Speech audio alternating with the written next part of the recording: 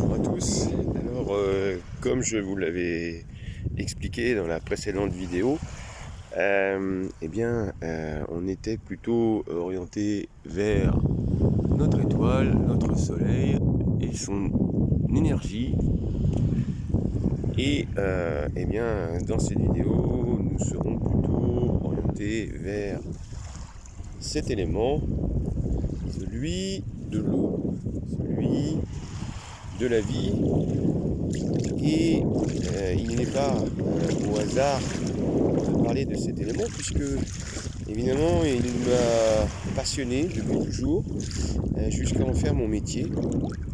Et aujourd'hui, l'objet principal de cette vidéo, c'est de vous montrer que ce milieu naturel non seulement est bon pour vous, mais également bon pour la santé.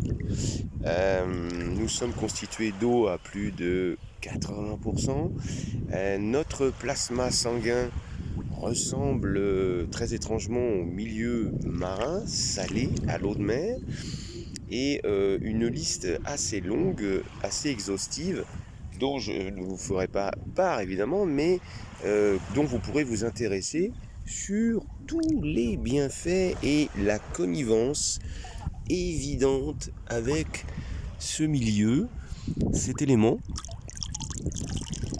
assez étonnant, capable d'être en forme liquide, capable d'être en forme de vapeur, de glace, de neige, et puis toujours en mouvement, comme vous pouvez le constater sur ces toutes petites vagues. La mer est calme aujourd'hui, dans cet estuaire de Royan, mais aussi de Saint-Georges-de-Lidonne, car c'est la plage de Saint-Georges-de-Lidonne. Non pas pour vous faire de la pub, mais pour vous montrer que lorsque l'occasion vous est donnée, que vous habitiez dans la région ou que vous veniez en vacances, puisque l'été approche, c'est de venir vous baigner, d'aller dans l'eau avec une pensée positive, avec une posture, pourquoi pas, dans laquelle vous rentrez dans l'eau en paix. C'est-à-dire, vous rentrez, vous laissez vos problèmes, vous les évacuez dans l'eau. Alors, dans ce paysage de détente, évidemment, je vous propose évidemment de faire de la sophrologie dans l'eau sous deux formes. La première, de faire une sophro de base, tout simplement, une sophrologie de base, mais immergée dans l'eau, sur la hauteur que vous souhaiterez.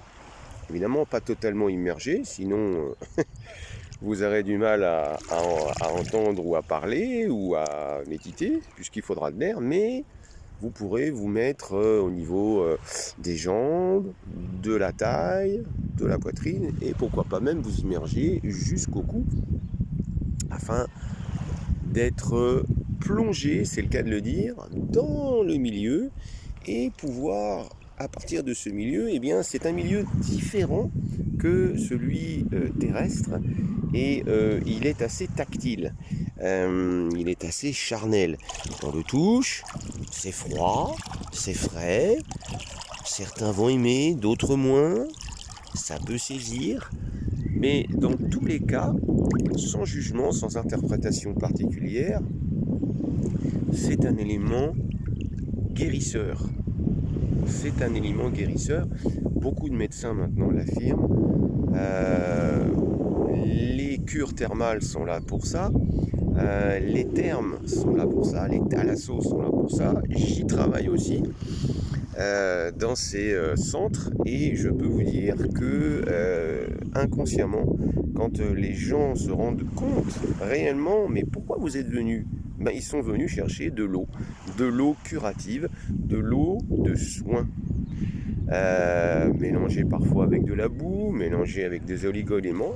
Il n'empêche que l'élément principal reste l'eau. Il ne vous reste plus qu'à essayer, si vous le souhaitez, de vous ouvrir l'esprit le plus simplement possible vers une thérapie aquatique, celle de la sophrologie dans l'eau, avec moi, ou bien la relaxation aquatique, qui est une thérapie assez similaire, mais dont nous n'avons pas besoin de parler. Elle est plutôt dans le corps, la réceptivité, la réception, et puis l'aisance aquatique, puisque là, c'est moi qui vous emmène sur différents mouvements de bercement, et voire même, si vous êtes à l'aise, d'aller sous l'eau.